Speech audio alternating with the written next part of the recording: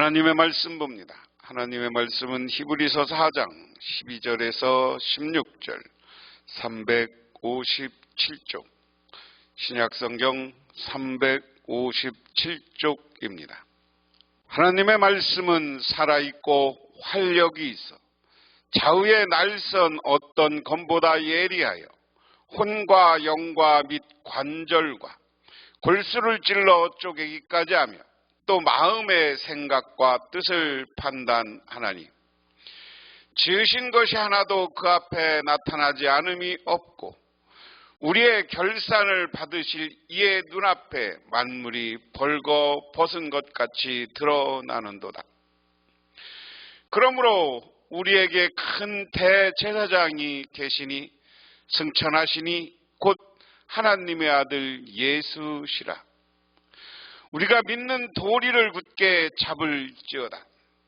우리에게 있는 대제사장은 우리의 연약함을 동정하지 못하실 이가 아니요 모든 일에 우리와 똑같이 시험을 받으실 이로 죄는 없으시니라. 그러므로 우리는 긍휼히 여김을 받고 때를 따라 돕는 은혜를 얻기 위하여 은혜의 보좌 앞에 담대히 나갈 것이니라. 아멘. 이 히브리서의 배경은 교회가 흔들리는 거예요. 왜 교회가 흔들린다고 그랬어요? 유대주의자들의 유혹,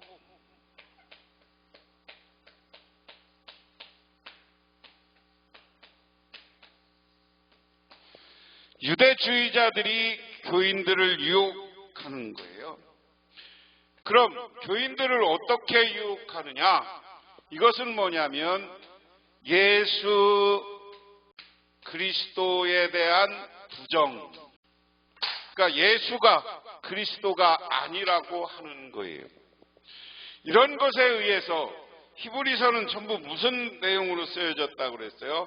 그래서 히브리서는 예수가 누구냐 하는 거예요. 그래서 우리 예수는 누구냐? 그 예수님은 우리에게 하나님 나라에 임해서 영원한 안식을 주신다 하는 겁니다. 그래서 이 안식을 주시는데, 그래서 우리는 예수를 저 유혹에 넘어가지 말고 예수를 그리스도로 믿고 우리가 구원받는 것은 믿음이에요. 이 믿음이 있는 사람이 영원한 안식에 누리는 거예요. 그러면 오늘 이야기는 이 영원한 안식과 구원에 이르게 하기 위해서 먼저 하나님은 우리에게 하나님의 말씀을 주셨는데, 예수 그리스도를 통해서 우리에게 전달된 말씀, 그 앞부분에 이 말씀에 관한 이야기도 합니다. 그전에는 예언자들에게 말씀을 주었지만 이제는 하나님의 아들이 우리에게 말씀을 가지고 오셨다. 그랬을 때 그 말씀은 뭐냐? 살아 역사하는 하나님의 말씀. 예수님이 우리에게 전한 건 하나님 말씀인데 그 말씀은 살아 역사해서 사람들의 운명을 바꾸고 인류의 역사를 바꾸고 많은 것을 바꾸고 변화시키는 것이 하나님의 말씀이다. 그런 의미에서 오늘 첫 번째 보면 살아있고 활력 있는 하나님의 말씀이다 그랬습니다. 12절에 하나님의 말씀은 살아있고 힘이 있어서 어떤 날칼보다도 더 날카롭습니다. 그래서 사람은 속을 꿰뚫어 혼과 영을 갈라내고 관절과 골수를 갈라놓기까지 합니다. 마음에 품은 생각과 의도를 밝혀냅니다. 여기에서 하나님의 말씀은 살아 움직이는 것이다 라고 이야기를 했습니다. 그런데 이 말씀은 살아 움직여서 우리 사람들에게 달려와서 양날, 좌우에 날이 있는 칼보다도 날카로워. 그래서 그 말씀을 들으면 우리는 혼과 영과 그 예리에서 혼과 영과 관절과 골수를 찔러 쪼개기까지 한다. 다시 말해서 이 하나님의 말씀이 우리에게 전달되면 내가 잘못한 것, 내가 하나님 앞에서 회개할 것, 그리고 나의 삶의 여러 가지를 바꿔 놓는 거예요.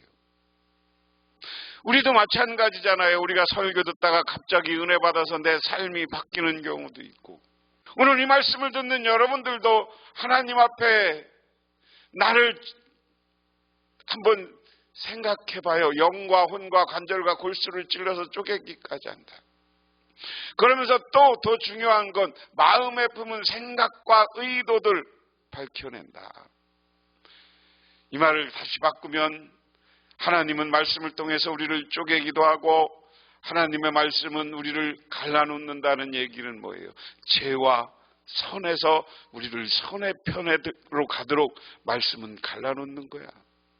그리고 아직도 회개하지 못하고 내 마음속에 욕심과 유혹에 빠져 있고 그 유혹을 내 마음에 품고 있다면 하나님은 그것도 지금 다 알고 우리가 어떤 의도를 가지고 있는지 하나님은 알고 계시다. 그래서 오늘 이 말씀은 말씀을 인용하면서 이 말씀만 있는 것이 아니라 성령이 이르신 바와 같이 그랬습니다. 오늘 하나님의 말씀이 지금 과거는 예수님이 말씀이죠 됐고 이 초대교회는 교회에서 선포되는 말씀과 함께 성령이 말씀의 역사와 함께 가는 거예요.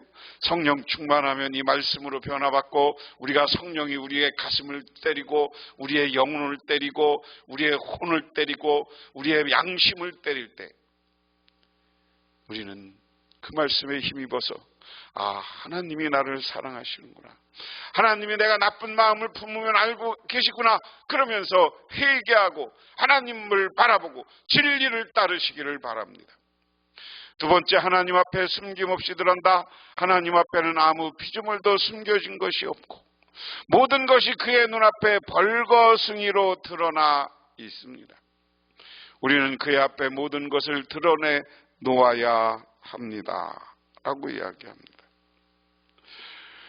오늘 이 말씀에 보면 우리 하나님 앞에서는 우리가 다 드러난다. 심지어는 벌거숭이라고까지 표현을 했어요. 이 말을 또 바꾸면 우리 하나님은 아까 12절에 얘기한 것처럼 우리 마음부터 우리의 모든 것을 다 알아. 그래서 여러분 개역 성경에는 어떻게 했냐? 지으신 것이 하나도 그 앞에 나타나지 않으면 없고 우리의 결산을 받으실 이의 눈앞에 우리는 그의 눈앞에 모든 것, 그런데 여기 말씀은 결산을 받으실 그랬습니다. 오늘 여기에서는 예수님이 누구고 하나님이 누구냐라는 겁니다. 하나님은 이미 예수를 보내셨고 예수는 우리를 통해서 구원의 길을 가르쳐 줬어요. 우리가 그 길을 가야 돼. 그런데 우리가 이 땅에서 어떻게 살고 우리를 지옥과 천국으로 마지막 심판하시는 그분, 결산을 받으실 그분은 하나님이에요. 하나님 앞에 우리 모든 피조물은 다 드러나 있다. 벌거숭이처럼 다 드러나 있다. 벌거숭이처럼 벌거벗은 사람처럼 다 드러나 있다. 세상 일은 여러분 하나님 앞에 다 드러나 있음을 깨닫고 하나님만 바라보는 저와 여러분이 되시기를 주님의 이름으로 축원합니다. 이게 중요한 거예요. 그러면 이 말은 다른 말로 바꾸면 뭐예요? 평상시 올바르고 선하게 살아야 된다. 지금 저 유대주의자들에게 유혹받고 니들 교회를 잘 다녔는데 우리는 구원받을 자격을 얻었고 앞에 이야기한 것처럼 우리가 예수님이 우리를 형제로 불러주셔서 우리는 하나님의 자녀요. 그런데 이 하나님의 자녀가 겉으로는 자녀인 척하면서 속으로는 이단과 욕심과 욕망과 세상을 쫓아가고 있다면 그거 하나님이 다 알고 있으니까 포기하고 하나님만 바라보라. 이것이 오늘 말씀의 핵심이에요. 숨김없이 우리가 다 드러난다. 그러면서 큰 대제사장이신 예수님 그렇습니다. 그러나 우리에게는 하늘에 올라가신 위대한 대제사장인 하나님의 아들 예수가 계십니다. 그러므로 우리의 신앙 고백을 굳게 지키십시오. 우리의 대제사장은 우리의 연약함을 동정하지 못하시는 분이 아닙니다. 그는 모든 점에서 우리와 마찬가지로 시험을 받으셨지만 죄는 없으십니다. 이 대제사장이 하는 일이 뭐냐? 여기 보면 성막입니다. 성막과 성전은 성막을 모델로 해서 진 거예요. 여기 이제 성막 안으로 들어가면 뜰이 나옵니다. 뜰이 있으면 여기 번제단이 있어요. 번제단은 온 모든 백성이 자기의 죄를 고백하고 하나님 앞에 피의 제물을 드리는 거예요. 그리고 그 제물을 영소, 양, 소, 비둘기 같은 것을 여기서 태워서 하나님께 드려요. 회개의 제단이에요.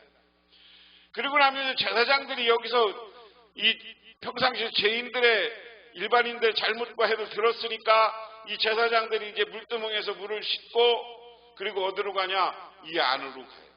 이 안으로 가면 금촛대와 떡상과 분향단이 여기 있어서 이게 성소라고 그래요. 이 성소에서 하나님 앞에 예물을 다시 드려요. 그래서 여기서는 성소에 있는 제사장들이 떡상에서 들어온 떡을 먹고 하나님 앞에 분향하는 것은 나를 향기를 내서 하나님께 영광 돌리는 것이고, 금촛대 등불을 지키는 것은 세상을 밝히는 것을 상징합니다. 여기에 흉패에 제사장이 여기 관이 있고 금패가 있고 견대가 있고 흉패가 있고 속옷이 있고 띠가 있고 에봇이 겉옷이 있어요. 그런데 제일 중요한 게 흉패예요. 흉패에는 12지파 순서가 유다, 이사갈, 스불론, 누벤, 시몬, 갓, 에브라임, 므낫세, 베냐민, 단, 아셀, 납달리. 이 12지파를 상징하면서 이 12지파의 모든 죄를 하나님께 고하러 가는 거야. 그리고 하나님께 대제사장이 죄를 고할 때 하나님은 이 대제사장의 이 백성들의 죄를 고백하는 것을 보고 하나님의 죄를 용서해줘.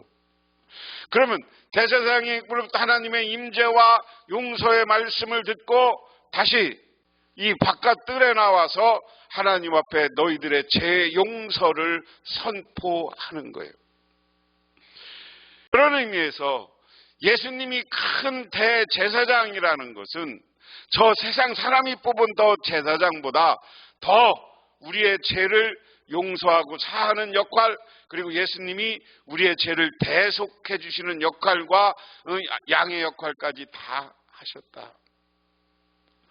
그런 면에서 우리는 이 땅에서 여러 가지 연약함으로 시험 받으셨지만 그 우리의 죄를 용서하고 우리를 위해서 어린 양의 짐을 지고 십자가의 길을 걸어가신 그 예수님을 바라볼 때 우리는 구원받고 우리의 죄가 용서함을 받는다.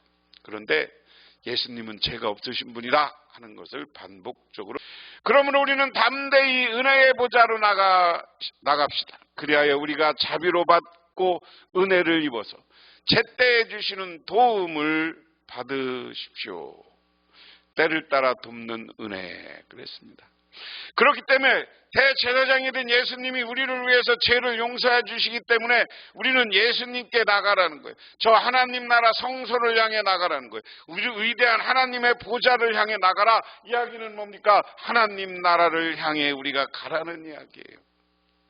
그러면 우리가 이 땅에서 살다가 하나님 나라를 향해서 가면 예수가 대제사장 되었기 때문에 그분의 자비와 사랑과 은혜를 입어서 하나님이 우리에게 제때 보호해주고 지켜주어서 우리는 구원받고 영원한 하나님 나라에서 안식을 누리게 되는 줄 믿으시기 바랍니다. 그리스도는 대제사장보다 탁월하시다. 그래서 오늘 4장 14절부터 5장 10절까지는 그는 하늘에 계시는 큰 대제사장이시다. 그리스도는 하늘에 계시는 영원한 중재자이시며 우리의 연약함을 이해하시고 우리에게 때를 따라 긍휼하심과 은혜를 주심으로 우리는 믿음으로 담대히 그에게 나가 무엇이든지 아뢰고 구할 수 있다. 우리는 살아 역사하시는 하나님의 말씀은 예수님을 통해서 우리에게 왔고 오늘 이 시대의 성령과 함께 하나님의 말씀이 우리에게 전달됩니다. 오늘 본문 성경 말씀을 통해서는 하나님은 대제사장이라는 거예요. 예수님이 대제사장 역할을 해주셨다는 거예요. 그래서 우리는 지금 이 히브리가 글을 쓰고 있는 교회는 저 유대주의자 유혹 때문에 예수를 바라보지 못하고 흔들린 사람들을 향해서, 아니 우리를 용서하시고 구원하신 하나님을 향해서 우리가 담대히 나가자. 오늘 말씀으로 역사하시는 그분을 향해서 나가자. 그러면 그분이 때가 되면 우리를 구원해 주시고 은혜 내려주시고 축복해 주시고 저 영원한 하나님 나라의 안식과 평안을 주시는 줄 믿으시기 바랍니다. 기도합니다. 아버지 하나님, 이 시간 간절히 바라보고 기도합니다. 오늘 대제사장이 되어서 이 땅에 사람으로 오셨다가 부활 승천하시고 지금 영원한 하늘 보좌에 앉으신 예수님을 바라보게 하옵소서. 그분을 따라 살고 그분께 나가서 영원한 구원을 얻는 우리 모두가 되고 하나님 나라에서 쉼과 안식을 누리게 하옵소서. 예수님 이름 받들어 기도드리옵나이다. 아멘.